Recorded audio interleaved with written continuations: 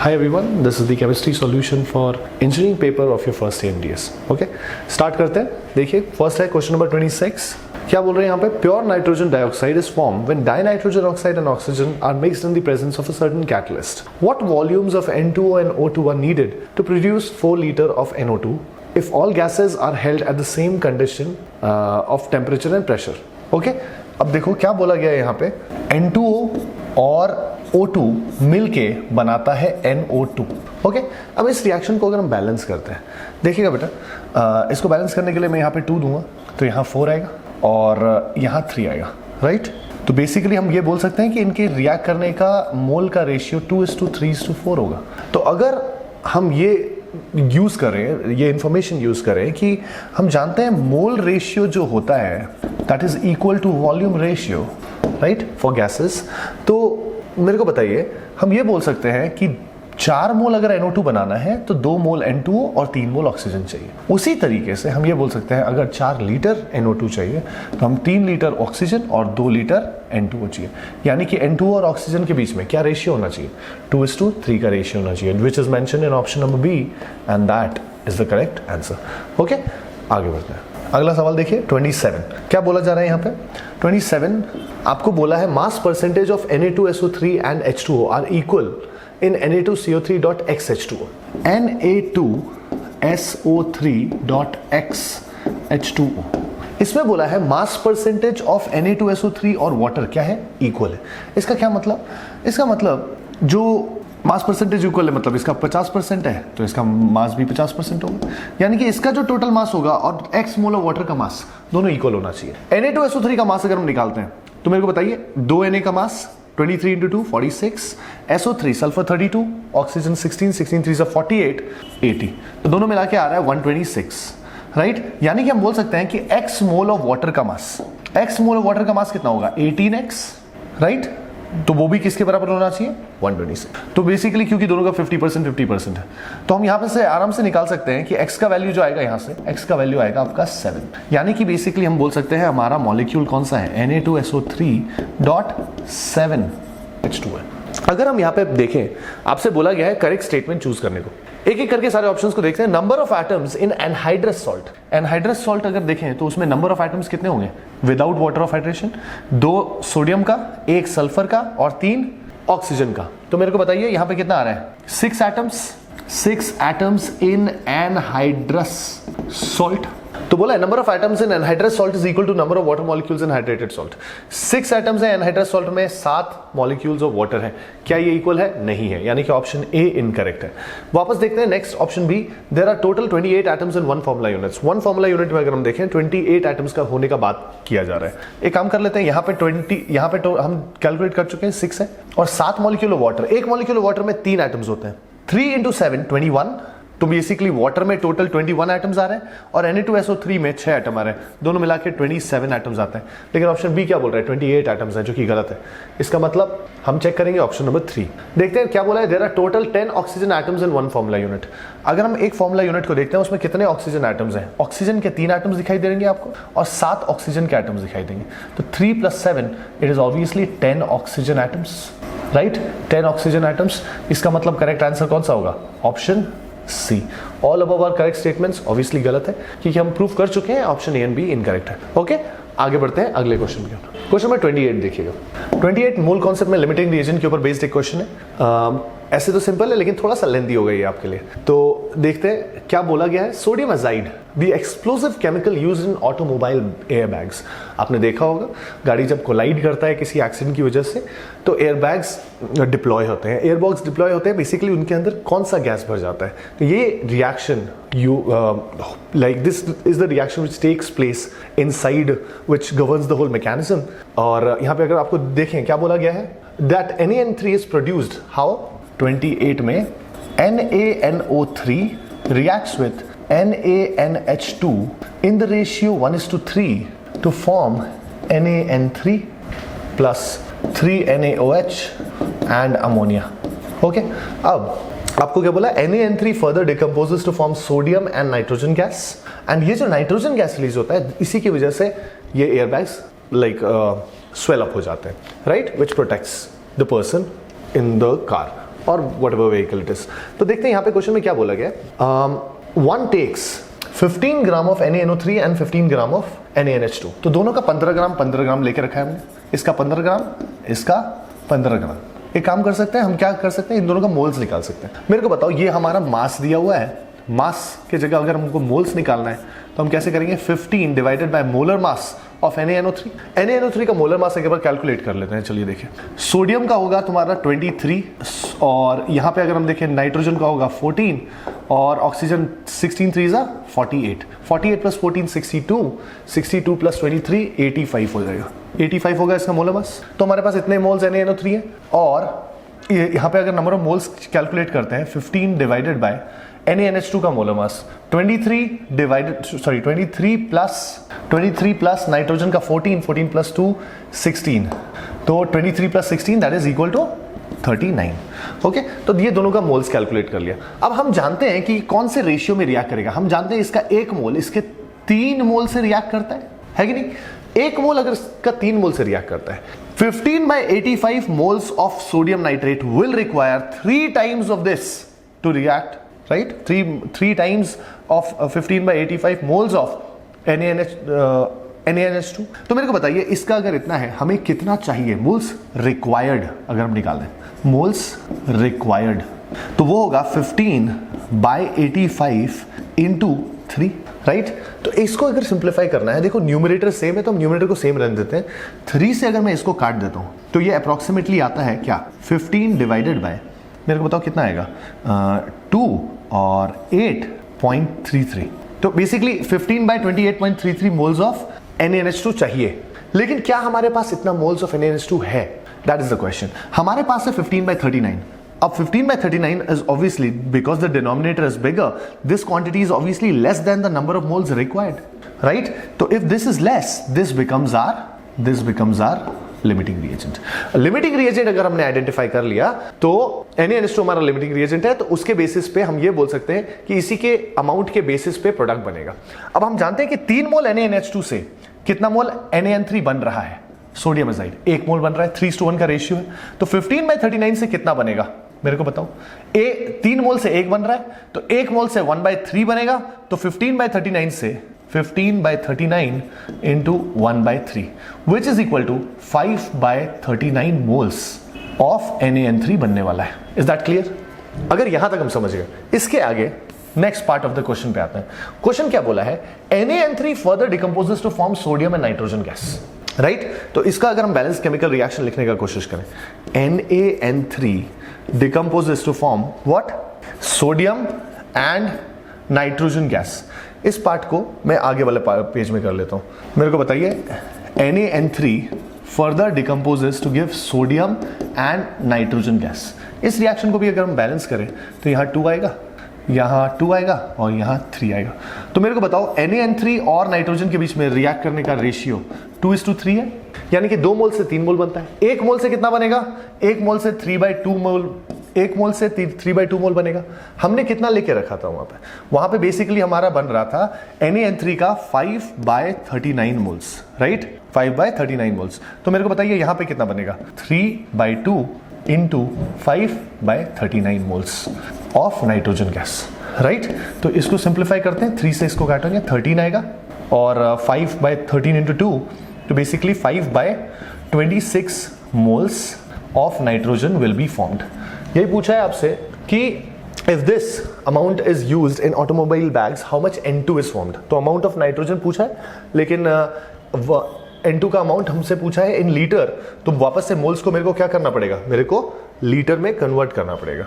Litre में convert करनी हम जानते हैं कि 1 mole of gas occupies 22.4 litre, तो 5/26 moles of gas will occupy 5/26 into 22.4, right. इसको अगर सिंप्लीफाई करें तो ये आएगा आपका 112/26 विच इज इक्वल टू अप्रोक्सीमेटली, अगर आप चेक करें 4.3 litre. That is option A. Okay, तो ये होगा आपका इसका करेक्ट आंसर। ओके, आगे बढ़ते हैं क्वेश्चन नंबर 29 की ओर। क्वेश्चन नंबर 29 क्या है, देखिए, mole fraction of ethanol in ethanol water mixture. Okay, तो बेसिकली आपके पास एक मिक्सचर है, क्या क्या है, ET है प्लस वाटर, ठीक है। तो बेसिकली हम यहाँ पे ये बोलेंगे कि इथेनॉल और वाटर मिक्सचर में मोल फ्रैक्शन ऑफ इथेनॉल कितना दिया हुआ है?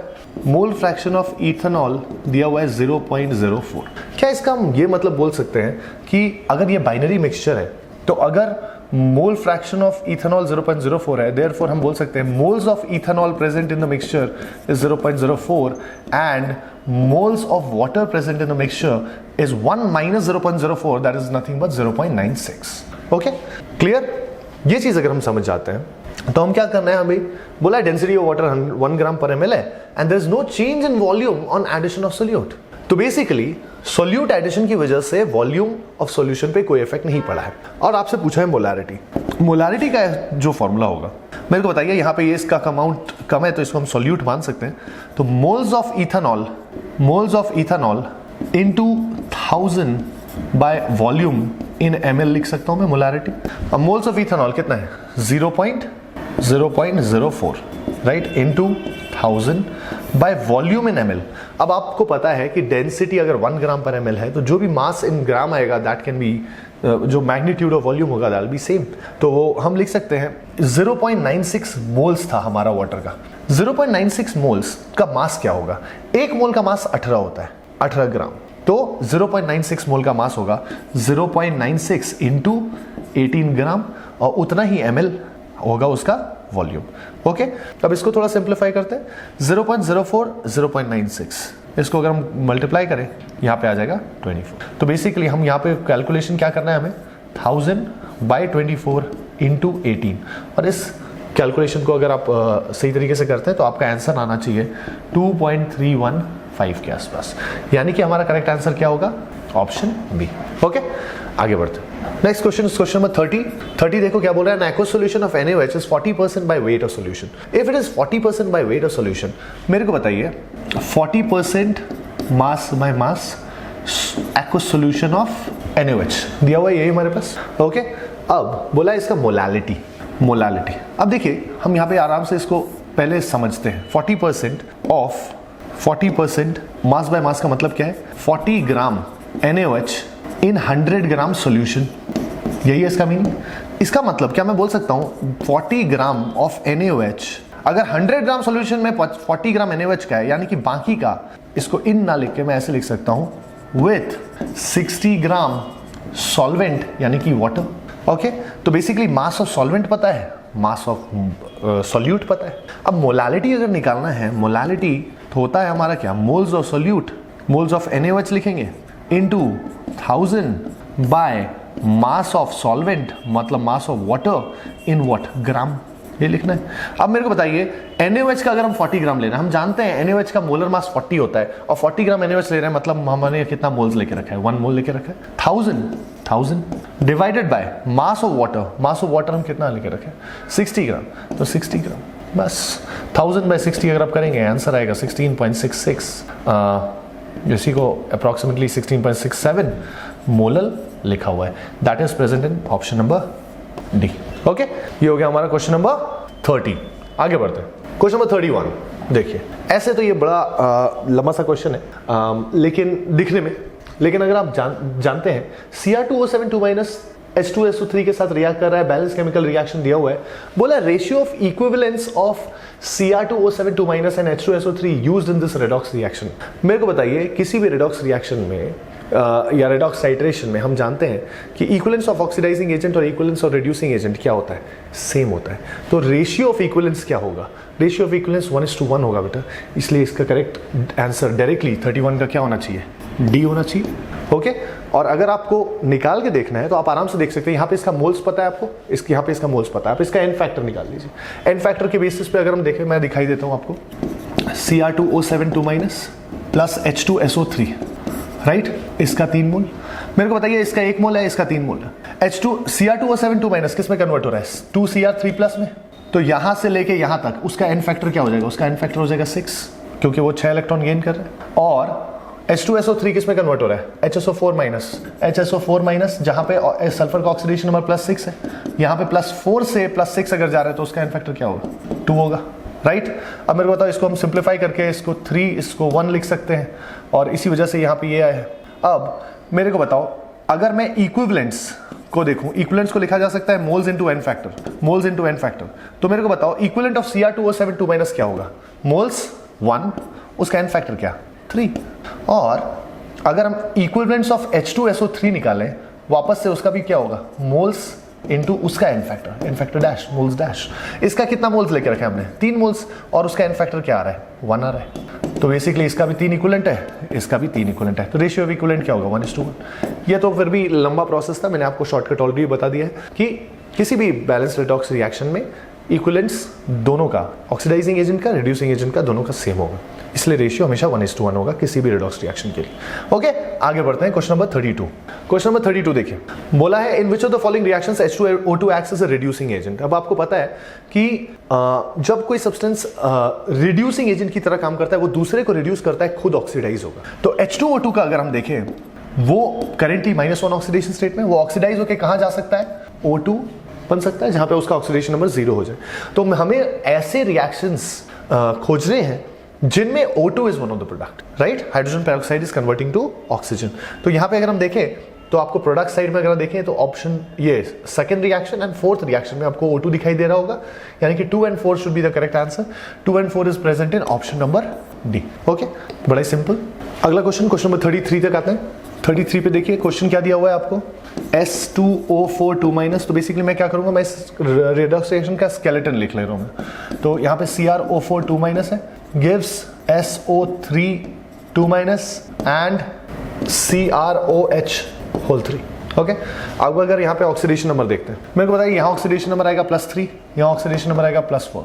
यहाँ 2 एटम्स हैं तो यहाँ पे 2 आएगा, तो +3 से +4 2 एटम्स के लिए टोटल चेंज हो जाएगा कितना? 2। यहाँ पे अगर देखें ऑक्सीडेशन नंबर +6 है, यहाँ +3 है, +6 से +3 एक ही एटम के लिए टोटल चेंज हो जाएगा आपका 3।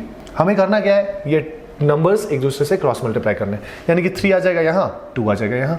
तो आप मेरे को बताइए बैलेंस केमिकल रिएक्शन अगर हम देखें स्केलेटन में, 3 इसके साथ मल्टीप्लाई होने के बाद ये बन जाएगा 3S2O4 2- +2 CrO4 2-, राइट? और 3 और 2 X और Y का वैल्यू बस एक ही ऑप्शन में आ रहा है, that has to be the correct answer. तो correct answer is option number A. Next question की ओर आते हैं, क्वेश्चन नंबर 34। क्वेश्चन नंबर 34 देखेंगे, देखिए बोला गया है equivalent weight of Br2 is 96 in the following disproportionation reaction. Okay, अब मेरे को बताइए यहाँ पे रिएक्शन कौन सा दिया हुआ है? Br2। बेसिकली पूरा रिएक्शन लिखने का मतलब नहीं है, हम बस इसको Br- + X तक लिख सकते हैं। ओके, इस रिएक्शन में आपको बोला यह गया है कि इक्विवेलेंट वेट Br2 का क्या है? 96 है। आपसे पूछा X स्पीसीज कौन सा है। तो देखिए ये डिसप्रोपोर्शनेशन रिएक्शन है, जहां पे यहाँ ऑक्सीडेशन नंबर 0 है, यहाँ -1 है। अब आप जानते होंगे इक्विवेलेंट वेट जो होता है वो क्या होता है? Molar mass by N factor. अब इक्विवेलेंट मोलर मास हम जानते हैं Br2 का कितना होगा, ब्रोमीन का एटॉमिक मास 80 और Br2 का 160 by N factor. This is coming out to be equivalent weight given in the question is 96। Therefore क्या मैं बोल सकता हूँ, एन फैक्टर जो होगा वो होगा 160 बाय 96। 160 बाय 96 इसका क्या मतलब है? 160 बाय 96 मतलब हम इसको लिख सकते हैं 10/6। 10/6 इज नथिंग बट 5/3। और अगर हम देखें एन फैक्टर इस रिएक्शन का बेसिकली ब्रोमीन के लिए अगर हम निकालते हैं तो 0 से -1, this is the reduction part, और रिडक्शन पार्ट में जो नंबर ऑफ इलेक्ट्रॉन्स आ रहे हैं उसको NR से रिप्रेजेंट कर रहा हूं मैं। तो 1 मोल ऑफ Br2 के लिए 2 मोल Br- होगा, और ये कितना होगा आपका 2, राइट? और उसी तरीके से 0 से X तक जरूर ऑक्सीडेशन हो। इसको अगर मैं X ऑक्सीडेशन मान लेता हूं तो 2 एटम के लिए, यहां पे 2 एटम के लिए NO कितना लिख सकता हूं? पर atom change in oxidation number X 0 से X, और 2 एटम्स हैं इसके लिए 2X लिख सकता हूं। NO की जगह पे हम क्या लिख सकते हैं? 2X लिख सकते हैं। और हम जानते हैं कि डिसप्रोपोर्शनेशन रिएक्शन के लिए N फैक्टर जो होता है that is equal to NO into NR divided by NO plus NR, ऐसे लिखा जा सकता है। N फैक्टर हम ऑलरेडी कैलकुलेट कर चुके हैं, 5/3 होगा, 5/3, and that is equal to क्या होगा देख लेते हैं, NO, ठीक है, NO इंटू NR क्या आ रहा है? 2 डिवाइडेड बाय 2 प्लस NO, ठीक है ना? तो बेसिकली इसको अगर सिंप्लीफाई कर लेते हैं हम इसको अगर सिंप्लीफाई कर लेते हैं, मेरे को बताओ क्रॉस मल्टीप्लाई करेंगे 5 into 2 10 plus 5 NO 5 NO plus 10 equals 3 into 2 6 NO 5 NO उस तरफ चला जाएगा तो ये इस तरफ क्या बचा रहेगा, इस तरफ बचा रहेगा बस NO इज इक्वल टू 10 और हम जानते हैं कि NO is nothing but 2x is equal to 10 therefore x का वैल्यू क्या आएगा +5 x का वैल्यू +5 मतलब आपको देखना है चार ऑप्शंस में से कौन से ऑप्शन में ब्रोमीन का ऑक्सीडेशन नंबर +5 है। अगर आप ऑब्जर्व करें BrO3- इज द ऑप्शन जहां पे ऑक्सीडेशन नंबर ब्रोमीन का +5 है and that is why C has to be the correct answer. Okay, question number 35 देखिए, equivalent weight of H3PO2 in a reaction is found to be half of its molecular weight, it can be due to its, क्या होगा देखते हैं। बोला गया है equivalent weight जो है वो अब उसके मॉलिक्यूलर वेट का हाफ आ रहा है। इसका मतलब क्या मैं बोल सकते हैं इसको, अगर मैं कंपेयर करूं m/n फैक्टर वाले एक्सप्रेशन के साथ, तो हम ये बोल सकते हैं कि n फैक्टर जो होगा वो 2 होगा। n फैक्टर 2 मतलब चेंज इन ऑक्सीडेशन नंबर 2। अगर हम H3PO2 देखें, इसमें ऑक्सीडेशन नंबर क्या है +1 है। All I need to do is check कौन से ऑप्शन में n फैक्टर 2 आएगा। पहला ऑप्शन बोला है reaction of 2H+ ions, this is a deceiving option. This, अब अगर एक डाइबेसिक एसिड होता हमारा, फॉर एग्जाम्पल H2SO4, वहां पे अगर 2H+ रिलीज हो रहा होता तो n फैक्टर 2 हो सकता था हमारा।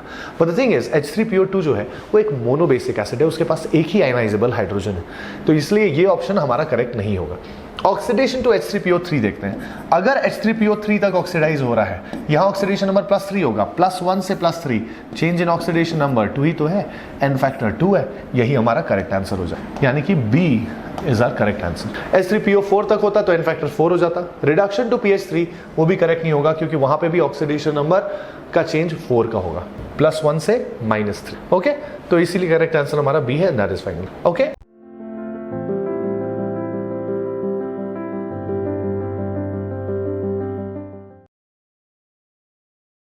Hello students, I am Yuddhajit Sharma and I will be discussing the solutions of ANTS Part Test 1 Engineering section. So my questions would start from 36. Let's start with 36.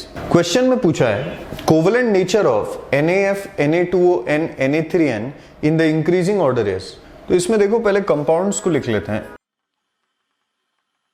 हमें बोला है कोवेलेंट नेचर का increasing order, तो covalent character या covalent nature आपको याद होगा, it is by Fajans rule directly proportional to polarising power which is directly proportional to polarisation. ठीक है, ये हम ऑलरेडी फजान्स रूल में पढ़ते हैं, ठीक है, जहां पे आपको आयनिक कंपाउंड में कोवेलेंट कैरेक्टर डिटरमाइन करना होता है। तो यहां पे अगर हम लोग देखें इस इन पर्टिकुलर कंपाउंड्स में कैटायन सेम है Na+, लेकिन एनायन वेरिंग क्वांटिटी है, F-, Na+, O2-, Na+, N3-। तो अगर हमारा कैटायन कांस्टेंट और एनायन वेरी कर रहा है, मतलब हम लोग बात करेंगे पोलराइजेशन का। What is polarisation? It is basically the deformation of anion to give away its electrons. ठीक है, तो फैक्टर्स अगर देखें हम लोग पोलराइजेशन का सिर्फ 2 फैक्टर पे डिपेंड करता था, एक तो डायरेक्टली प्रोपोर्शनल टू चार्ज और एक इनवर्सली प्रोपोर्शनल टू साइज। तो यहां पे अगर देखें चार्जेस हमारा डिफर कर रहे हैं, तो सीधा सीधा बात है कोवेलेंट नेचर जो होगा, आयंस का ऑर्डर देखें तो ये रहेगा, क्योंकि इसका चार्ज सबसे ज्यादा है और इसका चार्ज सबसे कम है। तो हम लोग ऑप्शन देख लेते हैं, तो हमारा करेक्ट आंसर जो होगा it will be B, Bombay. सही बात है, क्योंकि आप देख सकते हो N3- का सबसे ज्यादा हो गया, फिर O2-, फिर F-। क्लियर है बात? चलो नेक्स्ट क्वेश्चन में चलते हैं। Let's consider question number 37। Consider x axis as the internuclear axis, which out of the following will not form sigma bond. Question में बोला है सिग्मा बॉन्ड कौन फॉर्म नहीं करेगा x एक्सिस में। x एक्सिस को अगर इंटरन्यूक्लियर एक्सिस ले, 1s बिल्कुल बना सकता है। This is not our correct answer. आपको पता है SS ओवरलैपिंग पॉसिबल हो ही सकता है, and taking x axis as internuclear axis, बिल्कुल SS ओवरलैपिंग हो सकता है, जिससे हमारा सिग्मा बॉन्ड बन सकता है। ठीक है, क्योंकि हमें पता है सिग्मा बॉन्ड एक्चुअली या तो SS या तो SP या तो PP ओवरलैपिंग से बनता है। तो 1 इज पॉसिबल, तो it is not our correct answer. हमें चाहिए कौन सा पॉसिबल नहीं है। अगर बी ऑप्शन को देखें, even B can not be our answer because 1s 2px, px दे दिया है और S दे दिया, S को अगर मैं इंटरन्यूक्लियर एक्सिस x एक्सिस ले लूं तो आपको पता है S और P के बीच में भी ओवरलैपिंग पॉसिबल है, जिससे x एक्सिस में एक सिग्मा बॉन्ड बने, तो this is also not possible. C की अगर मैं बात करूं तो C यार पॉसिबल नहीं है, ठीक है। py मतलब आप समझ रहे हैं, if this is my x axis, py कुछ ऐसा रहेगा, तो इससे सिग्मा नहीं पाई बॉन्ड बन सकता है, ठीक है, क्लियर है। तो ये हमारा करेक्ट आंसर हो जाएगा, it cannot form sigma bond. Option D की बात करें तो बिल्कुल पॉसिबल है, 1s और 2s मिलके बिल्कुल बना सकते हैं, ठीक है, क्लियर है। ये दोनों ही इंटरन्यूक्लियर एक्सिस, अगर x एक्सिस ले लें तो सिग्मा बॉन्ड इज पॉसिबल। तो C is our correct answer, D भी करेक्ट नहीं हो, ठीक है। तो the answer for 37 is C. 38 पे आते हैं, correct order of increasing bond length, ठीक है, क्लियर है, ये पूछा गया है हमें। तो अगर मैं आपको बताऊं 1 में हमें क्या दिया हुआ है CH, 2 में हमें क्या दिया है CO, 3 में हमें क्या दिया है CC, 4 में हमें क्या दिया है C डबल बॉन्ड C, ठीक है, क्लियर है, ये हमें दिया हुआ है। और हमें बोला है इंक्रीजिंग बॉन्ड लेंथ, क्लियर है। तो अगर हम लोग थोड़ा इनका ओवरलैपिंग देखें, क्योंकि आपने पढ़ा होगा bond energy is directly proportional to bond strength which is directly proportional to bond order and it is inversely proportional to bond length, ठीक है। तो इनका थोड़ा सा ओवरलैपिंग देखें तो हाइड्रोजन का 1s और कार्बन का 2p, यहां पे देखें तो 2p ओवरलैपिंग है, यहां पे देखें तो 2p ओवरलैपिंग है, यहां भी 2p ओवरलैपिंग है, लेकिन यहां पे बॉन्ड ऑर्डर हमारा 2 है, ठीक है। इसका बॉन्ड ऑर्डर 1 है, तो इसका बॉन्ड ऑर्डर फिर से 1 है, इसका तो बॉन्ड ऑर्डर 1 है ही, ठीक है, क्लियर है। इनका बॉन्ड ऑर्डर वैसे रेलेवेंट नहीं रह जाएगा क्योंकि ये ऑलरेडी 1s 2p ओवरलैपिंग है। अब देखो यहाँ पे अगर हम लोग देखें, मैं आपको बताता हूँ, देखो ऐसे तो कन्वेंशनली तो इसे सॉल्व कर ही सकते हैं, मैं आपको बताता हूँ even using options you could have solved it directly. और ये बहुत इंपॉर्टेंट है कि आप एलिमिनेशन ऑफ ऑप्शंस का टेक्निक सीख लो। रीजन क्या है, हमको टाइम सेव करना है। तो अगर आप ध्यान से देखोगे एक इकलौता ऑप्शन है ये जो थर्ड वाला CC, आप देख रहे हो इसका बॉन्ड ऑर्डर कम है, ठीक है, क्लियर है। इसका बॉन्ड ऑर्डर कितना है 1 प्लस, अगर हम लोग इन दोनों को कंपेयर करें, bond order 1 bond order 1 2p overlapping, carbon oxygen में ये ज्यादा इलेक्ट्रोनेगेटिव है, it is more electronegative, more is the s character, more is the electronegativity. तो इसका s कैरेक्टर ज्यादा है, मतलब बॉन्ड लेंथ क्या होगा कंपैरेटिवली छोटा। CO का बॉन्ड स्ट्रेंथ जो है CC से ज्यादा स्ट्रांग होगा क्योंकि CO में s कैरेक्टर ज्यादा है। क्यों? क्योंकि उसकी इलेक्ट्रोनेगेटिविटी ज्यादा है। तो ऑब्वियसली इससे मुझे क्या पता चला, अगर CC का बॉन्ड स्ट्रेंथ कंपैरेटिवली कम है मतलब बॉन्ड लेंथ ज्यादा होगा, सही बात है। और ऊपर से इसका बॉन्ड ऑर्डर 1 है, जितना बॉन्ड ऑर्डर कम उतना बॉन्ड लेंथ ज्यादा, आप ये बोल सकते हो, ठीक है, क्लियर है। और अगर 2 से कंपेयर करेंगे बॉन्ड ऑर्डर 2, बॉन्ड ऑर्डर ज्यादा होने से बॉन्ड लेंथ उल्टा कम होता है। और CH की बात करें तो 1s प्रिंसिपल क्वांटम नंबर का वैल्यू कम है, प्रिंसिपल क्वांटम नंबर का अगर वैल्यू कम होता है तो मैं आपको बताता हूं कि वो न्यूक्लियस के ज्यादा पास रहता है, बॉन्ड लेंथ छोटा होता है। तो इन सबको अगर कंपेयर करेंगे तो मैं आपको बताता हूं बॉन्ड ऑर्डर 2 वाला C डबल बॉन्ड C, इसका बॉन्ड स्ट्रेंथ कंपैरेटिवली ज्यादा है मतलब बॉन्ड लेंथ कम होगा। 1s 2p का अगर हम लोग देखें, क्योंकि शेल का वैल्यू छोटा है 1 2, जिसको प्रिंसिपल क्वांटम नंबर भी बोलते हैं, इसका वैल्यू छोटा है मतलब ऑब्वियसली बॉन्ड लेंथ छोटा होगा क्योंकि न्यूक्लियस के ज्यादा पास होगा। लेकिन ये दोनों जो है, इन दोनों का बॉन्ड ऑर्डर कम है मतलब बॉन्ड लेंथ ज्यादा होगा इस वेरिएशन से, क्लियर है। अब इन दोनों को अगर कंपेयर करेंगे तो इसकी इलेक्ट्रोनेगेटिविटी ज्यादा है मतलब s कैरेक्टर ज्यादा है, s कैरेक्टर ज्यादा मतलब बॉन्ड लेंथ कंपैरेटिवली छोटा, तो इसलिए बॉन्ड लेंथ सबसे बड़ा होगा 3 का बॉन्ड लेंथ सबसे बड़ा। अब देखो बाकी आपको ऑप्शन से हेल्प कर रही है, एक ही ऐसा ऑप्शन है सिर्फ B, आप डायरेक्टली बता सकते थे कि आंसर वही होगा। तो 3 के बाद अगर तुम देखोगे, जैसा मैंने आपको बोला था 2 ही आएगा, इसका बॉन्ड लेंथ कंपैरेटिवली बड़ा होगा क्योंकि बॉन्ड ऑर्डर कम है, बस इन दोनों में ही टक्कर था। बाकी अगर इन दोनों को हम लोग कंपेयर करें 1 और 4 को, 1 का इसलिए सबसे कम है, फिर आ जाता है आपका 4, उसका रीजन क्या है, क्योंकि ये 1s 2p ओवरलैपिंग है। सबसे पहला प्रायोरिटी हम लोग शेल को ही देते हैं, शेल का वैल्यू जितना छोटा होगा बॉन्ड लेंथ उतना ही कम होगा, इसलिए उसका लीस्ट है। This is the correct order. बाकी आप ऑप्शन अगर 3 का पता चल जाता आपको तो आप ऑलरेडी इसको सॉल्व कर ही लेते, तो इसका करेक्ट आंसर जो है वो होगा B बॉम्बे। अब हम लोग बात करते हैं 39 का, विच of the following is non polar. मैं आपको बता देता हूँ नॉन पोलर वर्ड जो यहाँ पे बोला गया है, नॉन पोलर मतलब पक्का डाइपोल मोमेंट हो जाएगा 0, dipole moment is 0, dipole moment non zero होता है तो कंपाउंड क्या होता है पोलर। तो अब अगर हम लोग देखें यहाँ पे जैसा ऑप्शंस दिया है। मैं आपको एक आइडिया दे देता हूं, आपने डाइपोल मोमेंट पढ़ा होगा, अगर कंपाउंड सिमेट्रिक है मतलब सराउंडिंग एटम सेम है तो वो पक्का डाइपोल मोमेंट उसका 0 होता है, ठीक है। पॉलीएटॉमिक के लिए अगर सराउंडिंग एटम सेम नहीं है तो डाइपोल मोमेंट नॉन जीरो हो जाएगा। अगर डायटोमिक मॉलिक्यूल में देखें homoatomic, that means the atoms are same. Diatomic means 2 atoms, तो या तो दे कैन बी सेम या तो different. If they are same that is known as homoatomic, उसका डाइपोल मोमेंट 0 होता है। हेटेरोएटॉमिक, अगर एटम्स डिफरेंट हो तो obviously dipole moment non zero होगा। 3 एक्सेप्शन आपको याद रखने होते हैं, HCF2, HCF4 एंड HCF5 माइनस। इनका dipole moment in spite of being unsymmetric their dipole moment is 0। तो यहाँ पे अगर हम लोग देखें ए ऑप्शन में डाइपोल मोमेंट 0 हो ही नहीं सकता है, क्योंकि Cl के साथ साथ एक और अनसिमेट्रिक एटम आ रहा है, मतलब डिफरेंट एटम आ रहा है OH, तो ये तो डाइपोल मोमेंट नॉन जीरो ही होगा। This can not be the correct answer, B हमारा करेक्ट हो जाएगा।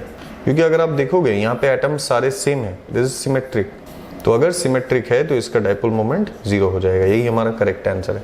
बाकी सी और डी इसलिए नहीं हो सकते क्योंकि सी में देखो अनसिमेट्रिक है, ये 2 हाइड्रोजन 2 Cl है, तो it is not the correct answer, unsymmetric. D अगर देखें आपको ऐसा लग सकता है सर ये भी तो सिमेट्रिक है, सराउंडिंग एटम सेम, नहीं, एक लोन पेयर भी तो है, इसलिए ये भी करेक्ट आंसर नहीं हो सकता। So its correct answer will be B Bombay. 40 पे चलते हैं। HCF2 is आइसोस्ट्रक्चरल with. कभी भी वर्ड अगर आए आइसोस्ट्रक्चरल मतलब सेम शेप, तो अगर हम लोग देखें HCF2 का शेप कुछ ऐसा होता है। एग्जैक्टली बेंस रूल जब हम पढ़ते हैं वेस्पर थ्योरी में, उसके बाद हम बता सकते हैं कि लोन पेयर इक्वेटोरियल प्लेन में रहता है, XY प्लेन, और ये Z एक्सिस में इलेक्ट्रोनेगेटिव एटम्स। तो इसका शेप जो है इससे डिफाइन होता है लीनियर, तो हमें लीनियर चाहिए। तो अगर बात करें ऑप्शन ए का, टी के साथ यहाँ पे 2 लोन पेयर होगा, कोई भी एंगल से ये शेप सेम नहीं है, ठीक है, क्लियर है। अगर हम लोग देखें ये 2 फ्लोरीन बनाया है मैंने, ये बिल्कुल भी सेम नहीं है, तो वी शेप जैसा ले रहा है, ठीक है। जैसे वाटर का आप देखते हो ये OS ACT, ठीक है, क्लियर है। तो वाटर की तरह ये शेप बन रहा है, तो ये तो सेम है ही नहीं, ये लीनियर कभी हो नहीं सकता, ये वी शेप उल्टा होता है, ठीक है। अगर बी हम लोग देखें यही हमारा करेक्ट आंसर होगा, बिकॉज 2 Cl के साथ 3 लोन पेयर नेगेटिव। तो आप देख रहे हो लीनियर, हमें पता है दोनों sp3d हाइब्रिडाइज्ड हैं, प्लस sp3d हाइब्रिडाइजेशन में अगर 2 बॉन्ड पेयर और 3 लोन पेयर हो तो वो लीनियर शेप ही अटेन करता है, ठीक है। तो this is the correct answer. बाकी अगर हम लोग बाकी ऑप्शंस देखें तो ये तो पिरामिडल शेप होता है, ठीक है। अगर डी की बात करें तो उसकी तो हमें बात ही नहीं करनी चाहिए, तो आयनिक कंपाउंड है, ठीक है, तो ये तो रेस में है ही नहीं, तो ये दोनों भी नहीं हो सकता, तो B is the correct answer, linear shape. आगे बढ़ते हैं हम लोग 41 के साथ। 41 में हमें बोला गया है कि molecular shape of CF4, SF4 and HCF4 are, जिसमें हमें बेसिकली लोन पेयर ही पूछा गया है, तो मैं सबका लोन पेयर निकाल के बता देता हूँ। CF4, SF4 और एक है HCF4, ठीक है। नंबर ऑफ लोन पेयर्स हमें यहाँ पे बताने हैं। तो अगर आप ध्यान से देखोगे यहाँ पे लोन पेयर है 0, ठीक है। अगर SF4 में हम लोग देखें लोन पेयर है 1, यहाँ पे अगर हम लोग लोन पेयर देखें तो इट इज 2। तो इसका करेक्ट आंसर हो जाएगा सी। कैलकुलेट आप लोग देख सकते हो, तो मैंने आंसर निकाला है वही है, ठीक है। This will be the correct answer. Next 42 पे आते हैं। 42 में हमसे बोला गया है विच of the following has the minimum bond length. तो फिर से यार वही बात जो अभी थोड़ी देर पहले मैंने लिखा था, बॉन्ड ऑर्डर से हमारा काम बन जाएगा इस क्वेश्चन में। तो मैं आपको बस ये रिलेशन बता देता हूँ, bond order is inversely proportional to bond length. बस देखो इसको यूज करेंगे हम लोग, क्योंकि हमें डायटोमिक होमोएटॉमिक मॉलिक्यूल्स बेसिकली दिया हुआ है, ठीक है। तो एक एक करके चेक करते हैं, जिसका बॉन्ड ऑर्डर या ज्यादा है वही हमारा आंसर होगा। सबसे पहले ए, O2 की बात करें तो आपको पता है इसमें 16 इलेक्ट्रॉन होते हैं, तो इसका कॉन्फ़िगरेशन हो जाएगा sigma 1s2 sigma star 1s2 using MOT molecular orbital theory, sigma 2s2 sigma star 2s2, ठीक है। इसके बाद आ जाएगा sigma 2pz 2 pi 2px equal to pi 2py, यहाँ भी 2 pi star 2px equal to pi star 2pi, यहाँ पे 1 तो यहाँ पे हो गया 8 2 10 12 14 15 16, ठीक है, क्लियर है, 16 इलेक्ट्रॉन्स।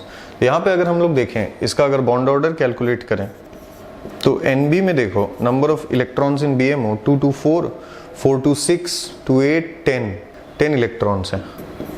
और अगर एंटी बॉन्डिंग में हम लोग देखें 2 + 2 4 + 2 6, तो 10 - 6/2, तो ये 2 आ जाएगा answer. I think it is clear to everyone, ठीक है। तो O2 के लिए बॉन्ड ऑर्डर आ रहा है 2, ठीक है। तो हम लोग यहाँ पे लिख के रखते हैं O2 के लिए हमारा बॉन्ड ऑर्डर आ रहा है 2। चलो अब नेक्स्ट हम लोग देखते हैं ऑप्शन बी के लिए। हमें बोला गया है O2 प्लस, मतलब ये जो इलेक्ट्रॉन है ये अब हो जाएगा 15। तो बस एक ही चेंज है, इलेक्ट्रॉन एक यहाँ से घटा देते हैं। अब देखो अगर हम लोग देखें O2 प्लस के लिए 15 इलेक्ट्रॉन ये कॉन्फ़िगरेशन रहेगा, तो बस हमारा चेंज इसमें आएगा, Na में एक इलेक्ट्रॉन कम। तो मुझे बताओ यही डिफरेंस है लास्ट टाइम से, एक एंटी बॉन्डिंग से इलेक्ट्रॉन कम हो गया। तो अगर इलेक्ट्रॉन कम हो चुका है तो हमारा 6 नहीं होके 5 हो गया, तो आंसर आ जाएगा 2.5। तो O2 प्लस का जो बॉन्ड ऑर्डर है दैट इज 2.5, इजंट इट। देख रहे हो अभी तक तो जीत रहा है कौन, O2 प्लस। बाकियों का भी मैं आपको बता देता हूं। बाकी नेक्स्ट क्या है, ऑप्शन सी में हमारे पास है O2 माइनस, इलेक्ट्रॉन है 17। तो हमारे लिए चेंज क्या आएगा, लास्ट टाइम से 17 इलेक्ट्रॉन मतलब यहां तक हो गया 8, 8 to 10, 12, 14, 15, 16, 17, ये हो जाएगा कॉन्फ़िगरेशन। और चेंज क्या आएगा हमारे लिए, एन भी तो 10 ही रहेगा, बस Na का जो वैल्यू है, ठीक है, वो चेंज हो जाएगा। जब O2 था तब 6 था, तो अब 7 हो जाएगा ये। तो 10 माइनस 7/2, तो ये 1.5 आ जाएगा आंसर, ठीक है। I think it is clear to everyone, ठीक है। तो इट इज 1.5। तो हम लोग यहाँ लिख लेते हैं O2 माइनस का आंसर है 1.5। लास्ट में हम लोग O2 2 माइनस का भी देख लेंगे, इसका एक्चुअली अब देखोगे तो और कम आ जाएगा, 18 इलेक्ट्रॉन्स, ठीक है। तो अब ये हो जाएगा सीन, यहाँ पे 8 हो जाएगा वैल्यू। तो अब देख सकते हो जैसा मैंने आपको कहा था, इस बार वैल्यू और कम हो जाएगा, 1 हो चुका है, ठीक है। तो O2 2 माइनस इज 1। तो सबसे ज्यादा बॉन्ड ऑर्डर किसका है, O2 2 प्लस का। तो O2 2 प्लस का अगर बॉन्ड ऑर्डर सबसे ज्यादा है तो बॉन्ड लेंथ क्या होगा, सबसे कम। इसलिए हमारा करेक्ट आंसर जो है it is B is the correct answer, ठीक है। चलो आगे बढ़ते हैं 43 के साथ। 2 of the following species have same shape, these are. Shape सबका बताना है तो सबका बना ही लेते हैं। Ni3, I3 minus, SO3 2 minus, NO3 minus, ठीक है। ये स्ट्रक्चर हो गया, NO3 माइनस बोला है, सॉरी,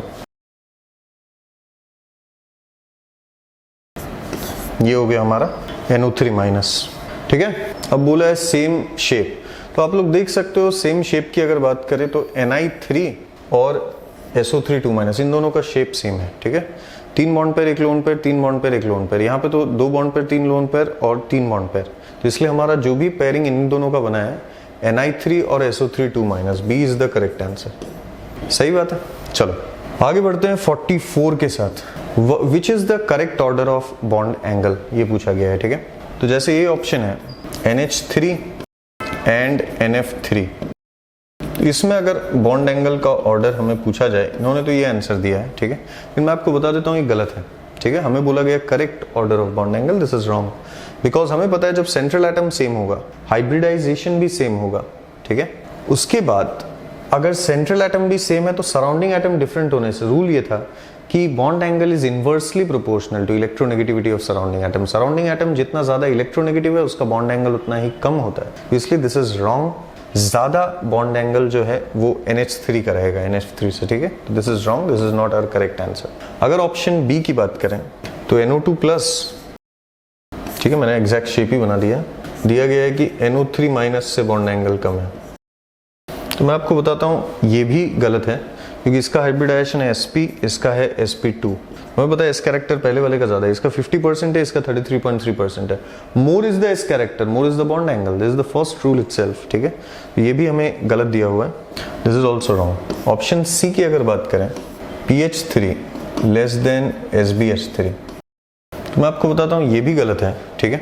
अगर ड्रैगोज रूल आप याद करें तो एक्चुअली ऑर्डर ये था, NH3 का सबसे ज्यादा होता है, फिर PH3, this was the order, ठीक है। इसका एंगल 107, इसका अप्रॉक्स 92, इसका 91, अप्रॉक्स 90। क्लियर है बात। तो ये ऑर्डर तो बिल्कुल गलत दिया हुआ है। तो हम लोग ऑप्शन एलिमिनेट करके बता सकते थे डी हमारा करेक्ट आंसर होगा, लेकिन मैं आपको बता देता हूं कि डी करेक्ट कैसे होगा। डी में अगर देखें हमें दिया हुआ है H2T less than H2S, yes that's true. अगर हम लोग इसमें भी देखें ड्रैगोस रूल से हमें याद होगा ये 3 हाइब्रिडाइज नहीं होते हैं, ठीक है। वाटर तो होता है, जैसे यहाँ पे NH3 हाइब्रिडाइज होता है, बाकी 3 नहीं होते थे। यहाँ भी हम बता सकते हैं approx 92, approx 91, approx 90, this is the correct order. तो आप देख सकते हो अकॉर्डिंग टू द ऑर्डर वो फॉलो कर ही रहा है, ठीक है। और ये दोनों actually in accordance with the rule that bond angle is directly proportional to electronegativity of central atom, ठीक है, प्रोवाइडेड हाइब्रिडाइजेशन और number of lone pairs same है। तो इसलिए हमारा डी करेक्ट आंसर हो जाएगा, D is the correct answer.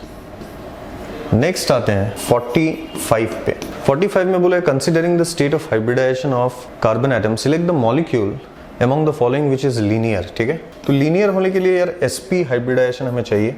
ये ऑप्शन देख के ही पता चल रहा है कि ये बहुत बड़ा मजाक है, बिकॉज तुम देख रहे हो यहाँ पे sp3 का भरमार है और sp3 तो टेट्राहेड्रल होता है, लीनियर थोड़ी होता है। तो ये तो आंसर हमारा हो ही नहीं सकता है। अगर हम लोग बात करें ऑप्शन बी का, even this cannot be the correct answer. I think you have predicted only sp3, sp2, sp2, sp3। तो यहाँ भी देखो एक भी sp का नामो निशानी नहीं है तो हम बोल ही नहीं सकते कि हमारा करेक्ट आंसर होगा। लेकिन अगर ऑप्शन सी की बात करें तो यही करेक्ट होगा, क्योंकि यहाँ पे एटम्स लीनियर की बात की गई है, ठीक है। तो ये sp है, ये sp, आपको पता है sp लीनियर डंडा, तो ये 4 कार्बन जो है ये एक लाइन में आ जाएंगे, इसलिए हमारा यही करेक्ट आंसर है सी। अब अगर आप बोलोगे सर हमें तो डी में भी दिख रहा है sp, तो मैं एक्सप्लेन कर देता हूँ उसे। ऑप्शन अगर हम लोग डी की बात करें, जैसे हमने आपको अगर ऐसा लग रहा है कि डी में भी सर sp है, तो मैं आपको बताता हूँ यहाँ पे CH2CH, CH2, C triple bond CH, sp2, sp2, sp3, sp, sp। तो sp के चक्कर में ये 3 कार्बन तो लीनियर हो जाएगा, लेकिन सारे लीनियर नहीं होंगे, क्योंकि ये फिर sp2 हो रहा है, ये sp2 हो रहा है, तो इसलिए डी हमारा गलत हो जाएगा, ठीक है। ये 3 एटम तो लीनियर हो जाएगा, लेकिन पूरा मॉलिक्यूल नहीं। यहाँ पे बोला गया है select the molecule among the following which is linear, तो पूरे मॉलिक्यूल की बात हो रही है, इसलिए हमारा करेक्ट आंसर होगा सी। अब हम लोग आते हैं हमारे इंटीजर टाइप क्वेश्चंस में, ठीक है। तो मेरे पार्ट में 2 क्वेश्चंस थे, एक था आपका 47 में पूछा गया based on VSEPR theory the number of lone pairs in HCF2 is. तो बेंट्स रूल यूज करके आपको ऑलरेडी मैंने ये बताया है इस बार वीडियो में कि लोन पेयर जो है वो XY प्लेन में आ जाएंगे और V electronegative atoms, F electronegative atoms Z axis में। तो यहाँ पे अगर देखें हमारे नंबर ऑफ लोन पेयर्स आप देख ही रहे हो वुड बी 3, ठीक है, 3 लोन पेयर हो जाएंगे। तो इसका correct answer is 3 is the correct answer for this question. Let's talk about 48। ये आज मैंने ऑलरेडी प्रीवियस क्वेश्चंस में पूरा इसका बॉन्ड ऑर्डर निकाला था, O2 माइनस का हमने देखा भी था, 17 इलेक्ट्रॉन्स 1.5। तो total number of electrons in anti bonding हमें बताना है, ठीक है। तो अब देखो यहाँ पे O2 माइनस की अगर बात करें 17 इलेक्ट्रॉन, तो मैं फिर से एक बार बना देता हूँ ये sigma 1s2, sigma star 1s2, sigma 2s2, sigma star 2s2, sigma 2pz, pi 2px equal to pi 2py, pi star 2px equal to pi star 2py। तो यहाँ पे 2 1 था, तो अब एक बार चेक कर लेते हैं। 8 + 2 10, 12 14, 2 16 1 17। तो अगर हम लोग NB देखें यहाँ पे, तो हमें पूछा तो यार सिर्फ मेरे हिसाब से बॉन्ड ऑर्डर वगैरह कुछ electrons in ABMO, anti bonding molecular orbit, तो NB निकालने का कोई ज़रूरत ही नहीं है, डायरेक्ट हम लोग काउंट कर लेते हैं, नहीं वही हमारा आंसर होगा। तो देखो 2 4 3 7 इज द करेक्ट आंसर, ठीक है, सीधा एंटी बॉन्डिंग। तो हमारा इस क्वेश्चन का करेक्ट आंसर है 7, ठीक है। यहाँ पे इंटीजर टाइप पे आ रहे हैं हम। इंटीजर टाइप में अगर हम देखें सबसे पहला क्वेश्चन 46, आपसे बोला गया है बैरियम क्लोराइड और K2SO4 इन दोनों का रिएक्शन हो रहा है, okay. Barium chloride reacting with K2SO4, क्या बनेगा? बैरियम सल्फेट और KCl 2 मोल, ओके। अब क्या बोला है 100 ml of 20.8% mass by volume या फिर वेट बाय वॉल्यूम। सॉल्यूशन अगर हम लेते हैं, आप मेरे को बताइए 100 ml में 20.8 ग्राम आएगा, तो बेसिकली इसका 28.8 ग्राम आपके पास है, और 17.4% का 50 ml ले रहे हैं हम। अगर हम 50 ml ले रहे हैं तो हम ये बोल सकते हैं कि अगर 100 ml लिया होता तो 17.4 ग्राम आता, ओके। अगर हम 50 ml ले रहे हैं, इसका मतलब क्या है? इसका मतलब है हमारा 8.7 ग्राम इसका आ रहा है, राइट। क्योंकि अगर 100 ml लिया होता तो 17.4 ग्राम आता, 50 ml ले रहे हैं तो 17.4 का हाफ आएगा। 17.4 का हाफ क्या हो जाएगा?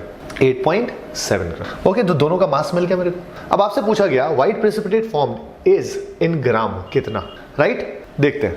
अब बैरियम क्लोराइड का अगर हम मोलर मास चेक करें, बैरियम क्लोराइड का अगर हम मोलर मास चेक करें तो कितना होता है? ये होता है हमारा 208, और इसका मोलर मास अगर हम चेक करें तो ये होता है हमारा 174।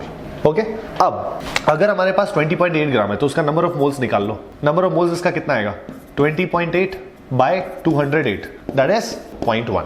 और अगर हम इसका नंबर ऑफ मोल्स निकालते हैं तो that is 8.7 by 174, that comes out to be 0.05।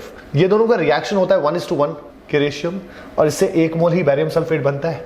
तो हम ये बोल सकते हैं इन दोनों में इसका अमाउंट कम है तो that has to be the limiting reagent. और 1 मोल से अगर 1 मोल बनता है तो 0.05 मोल से 0.05 मोल ही बैरियम सल्फेट बनेगा, राइट?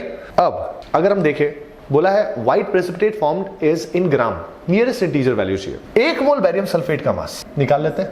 बैरियम सल्फेट का मास कैसे निकालेंगे? बैरियम का मास होगा आपका 137 और सल्फेट SO4 का मास होगा ओवरऑल 96।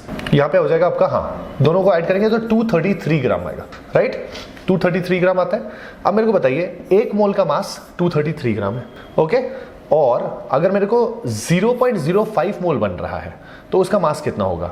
तो उसका मास होगा number of moles into molar mass. तो कितना हो जाएगा? 233 into 0.05। This can also be written as 233 into 1/20, that is कितना हो जाएगा? 23.3 बाय 233 बाय 20, तो 23/3/2, this would be what? 11.66, right? 11.66, that is equal to 12। Therefore 46 का आंसर होगा हमारा 12। ओके, आगे आते हैं नेक्स्ट क्वेश्चन पे। नेक्स्ट क्वेश्चन हमारा इस सेक्शन में रहेगा 49, क्वेश्चन नंबर 49 देख लेते हैं। एन एल्कीन ऑक्यूपाइज 0.8 लीटर पर ग्राम एट STP। बोला है दस total number of atoms of carbon and hydrogen in one formula unit are. एक 0.8 लीटर पर ग्राम, तो बेसिकली हम बोल सकते हैं 1 ग्राम ऑक्यूपाइज 0.8 लीटर, राइट? तो क्या मैं ऐसा बोल सकता हूं, अगर 0.8 लीटर 1 ग्राम ऑक्यूपाई कर, सॉरी 1 ग्राम मास कॉन्स्टिट्यूट कर रहा है, तो मैं बोल सकता हूं 1 लीटर ऑफ दैट गैस, या फिर जो भी है हमारा लाइक एट STP बोला है तो हम गैस मान सकते हैं। तो 1 लीटर जो होगा वो 1/0.8 ग्राम, राइट? 1 लीटर अगर 1/0.8 ग्राम मास कॉन्स्टिट्यूट कर रहा है तो क्या मैं बोल सकता हूँ 1/0.8 को लिख सकता हूँ 4/5, 5/4 इज 1.25, अल्टीमेटली 1.25 ग्राम। 1 लीटर का मास अगर 1.25 ग्राम है तो क्या मैं बोल सकता हूँ 22.4 लीटर का मास जो होगा वो होगा 1.25 इंटू 22.4, और 22.4 इंटू 1.25 अगर आप करते हैं तो इसको मैं इस तरीके से लिख सकता हूँ 22.4 into 1 is 22.4 plus 22.4 into 5.25 would be 5.6, that is equal to 28 gram, right? 28 gram.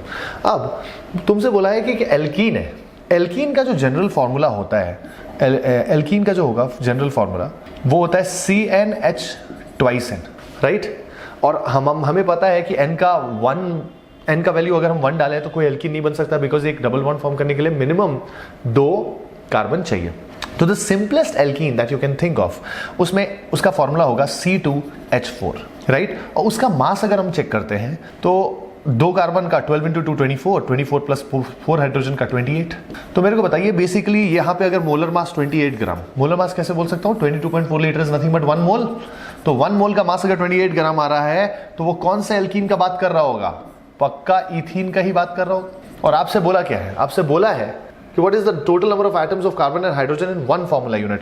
One formula unit में टोटल नंबर ऑफ एटम्स क्या होगा बेटा? कार्बन का 2, हाइड्रोजन का 4, यानी कि 6 एटम्स। करेक्ट आंसर 6 होगा। ओके, क्वेश्चन नंबर 50 देखिए। How many electrons are involved in the reduction of 1 mole of nitrate to hydrogen? देख लेते हैं।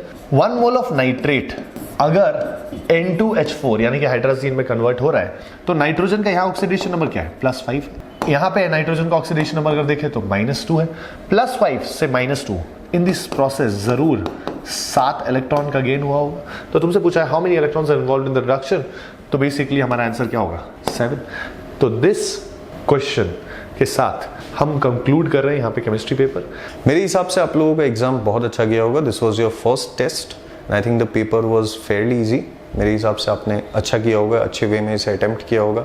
अगर आपका एग्ज़ाम बहुत सही गया है तो मैं आपसे बोलूँगा कि बहुत अच्छी बात है ये, लेकिन आप आगे के एग्ज़ाम्स के लिए भी और ज़्यादा मेहनत कीजिए, क्योंकि पेपर का वेरिएशन जो है डिफ़िकल्टी लेवल का वो चेंज होते रहेगा और आपके लिए और भी टेस्टिंग होंगे, क्योंकि टॉपिक्स और बढ़ते ही जाएंगे। ठीक है, पार्ट टेस्ट के बाद फिर डिफरेंट फॉर्म्स में आपके टेस्ट आएंगे, तो आपको ऑलरेडी वेरिएशन दिखेगा ही वहाँ पे। प्लस मैं आपको ये भी बोलूँगा, जिन लोगों का एग्ज़ाम उतना सही नहीं गया, काइंडली मेहनत करते रहिए, क्योंकि देखो अभी सफ़र बहुत लंबा है, तो आपको मेहनत और ज़्यादा ही करना है। ठीक है, अगर आपको अभी भी कोई डाउट है, please feel free to get in touch with me. Okay, thank you. Anyways, thank you.